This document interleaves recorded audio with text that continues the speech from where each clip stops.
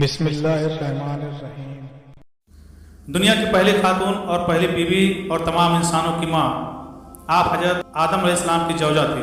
روایت ہے کہ جب حضرت آدم علیہ السلام کی تخلیق ہوئی تو تنہا ہونے کے سبب آپ بہت اداس اور بے قرار رہا کرتے تھے۔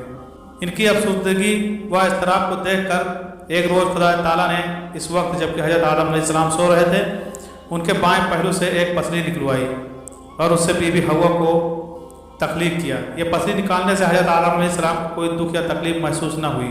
دکھ اور تکلیف نہ ہونے کا سبب علماء کی نگاہ میں یہ ہے کہ اگر ایسا ہونے میں حضرت آدم علیہ السلام کو کسی طرح کی ایذا پہنچتی تو ان کے دل میں بی بی حوا کے لیے ویسی محبت و اپنائیت پیدا نہ ہوتی جیسی کہ ہونی چاہیے تھی۔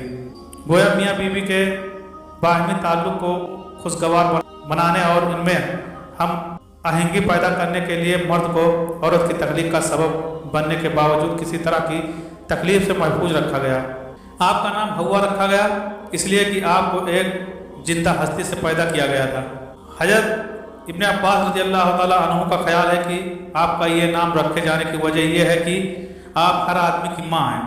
حق تعالیٰ نے بی بی حوا کے قلب میں خوبصورتی و خوبصورتی کو یکجا کر دیا اور بعد ازاں حضرت آدم علیہ السلام کو نیند سے بیدار کر کے ان کی ملاقات بی بی حوا سے کروائی۔ انہیں دیکھ کر حضرت آدم علیہ السلام نے بے اختیار ان کی طرف ہاتھ بڑھانا چاہا۔ تب حضرت الہی سے آواز آئی کہ اے آدم خبردار اسے مت چھو، بے نکاح یہ تجھ پر حرام ہے۔ چنانچہ حضرت آدم علیہ السلام کی درخواست پر ان کا نکاح بی بی حوا کے ساتھ کر دیا گیا اور دونوں میاں بیوی کو جنت میں رہنے بسنے کی اجازت مرحمت فرمائی گئی۔ انہیں اجازت دی گئی کہ وہ جنت کے باغوں میں سے جو چاہیں کھائیں، لیکن ایک درخت کے پاس بھٹکنے کی مناہی کر دی گئی اور اس کا پھل ان پر حرام قرار دے دیا گیا۔ شیطان لعین جو حضرت آدم علیہ السلام کی تقدیر سے ہی ان کا دشمن بنا، ان کی طاق میں لگا بیٹھا تھا۔ ایک روز موقع پا کر وہ جنت میں داخل ہوا، بی بی حوا کے پاس پہنچا اور انہیں ورگلایا کہ خداوند تعالیٰ آپ کو جنت سے نکالنے کا ارادہ رکھتا ہے، اسی واسطے آپ کو اس درخت کا پھل کھانے سے منع کیا ہے، کیونکہ کوئی بھی اس درخت کو پھل کھائے گا اسے کبھی جنت سے نکالا نہیں جائے گا۔ اس پر بی بی حوا نے ہاتھ بڑھا کر اس درخت سے 3 پھل توڑ لیے، ان میں سے ایک خود کھایا اور 2 حضرت آدم علیہ السلام کے لیے لے گئیں۔ حضرت آدم علیہ السلام نے بہترانہ نہ کی کہ خدا تعالیٰ نے مجھے اس درخت کا پھل کھانے سے منع کیا، لیکن بی بی حوا کے مجبور کرنے اور ان کے لیے اپنی قطری محبت کے ہاتھوں لاچار ہو کر پھل کھا لیا۔ یہ پھل کھاتے ہی حضرت آدم علیہ السلام اور بی بی حوا کی آنکھوں پر پڑے ہوئے حجاب اتر گئے۔ دونوں کے اریانی ایک دوسرے پر آیا ہوئی، وہ ایک دوسرے کو دیکھ کر شرمانے اور منہ چھپانے لگے اور درختوں کے پتے اتار کر اپنی ستر پوشی کرنے لگے۔ بہرحال جو ہونا تھا ہو چکا تھا۔ اس تقصیر پر حضرت آدم علیہ السلام اور بی بی حوا کو جنت سے نکال کر زمین پر اتار دیا گیا اور جدائی کی سزا دی گئی۔ حضرت آدم علیہ السلام کو سراندیپ موجود سری لنکا میں اتارا گیا، جبکہ بی بی حوا کو جدہ میں نازل ہوئی۔ حضرت آدم علیہ السلام زمین پر آنے کے بعد نہایت شرمسار اور افسردہ تھے۔ پھر حضرت حوا سے علیحدگی نے بھی سخت پریشانی میں مبتلا کر دیا تھا۔ روایت میں ہے کہ آپ ایک طویل عرصے تک اللہ تعالیٰ کے حضور گڑ گڑاتے فریاد کرتے اور آنسو بہاتے، یہاں تک کہ اللہ تعالیٰ کو ان کی اس گریہ و جاری پر رحم آ گیا اور پھر ایک دن حضرت جبرائیل علیہ السلام نے حضرت آدم علیہ السلام کے پاس آ کر انہیں اللہ کی جانب سے معافی کی نوعیت سنائی۔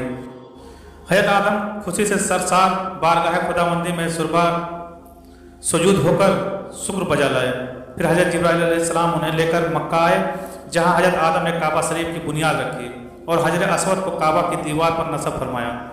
پھر اس کے گرد طواف کیا۔ طواف سے فارغ ہو کر حضرت جبرائیل علیہ السلام انہیں جبل عرفات پر لے گئے، جہاں حضرت حوا تشریف فرما تھی، لیکن طویل عرصے کی جدائی اور حالات نے بہت سے تغیرات پیدا کر دیے تھے، چنانچہ دونوں ایک دوسرے کو پہچان نہ پائے، جس پر حضرت جبرائیل علیہ السلام دونوں کا تعارف کروایا۔ چونکہ جنت میں واپسی ممکن نہ تھی، اس لیے حضرت آدم علیہ السلام کو حکم دیا گیا کہ اب وہ اسی زمین کو آباد کریں، یہاں کھیتی باڑی کریں، کر کے اپنے لیے رزق پیدا کریں اور اپنی اولاد سے اس ویرانے کو بسائیں۔ حکم الہی کی تعمیل میں حضرت آدم علیہ السلام اور بی بی حوا زمین پر زندگی گزار رہے تھے اور اس وقت کا انتظار کرتے رہے جب خالق حقیقی کی طرف سے واپسی کا اذن ہو۔ حضرت آدم علیہ السلام اور بی بی حوا نے اپنی اولاد کو اللہ تعالیٰ کی اطاعت اور دین حق پر कारबंद रहने की तालीम दी। हज़रत आदम अलैहिस्सलाम की वफ़ात का वक्त आया और फरिश्ते घर में दाखिल हुए तो आप समझ गए। अपनी अहलिया हज़रत हव्वा और अपने बच्चों से फरमाया कि तुम सब मुझे तनहा छोड़ दो। इसके बाद अल्लाह ताला की हम्द व सना में मसरूफ़ हो गए। फरिश्तों ने रूह कब्ज की, फिर गुस्ल देकर कफन दिया, खुशबू लगाई, गड्ढा खोद कर कब्र बनाई। हज़रत जिब्राइल अलैहिस्सलाम ने उनके बेटे हज़रत शीश अलैहिस्सलाम को नमाज जनाजा पढ़ने का तरीका बताया। आपने नमाज जनाजा पढ़ाई। आमतौर पर तारीख कुतुब में हज़रत आदम अलैहिस्सलाम की उम्र मुबारक 960 साल बयान की गई है।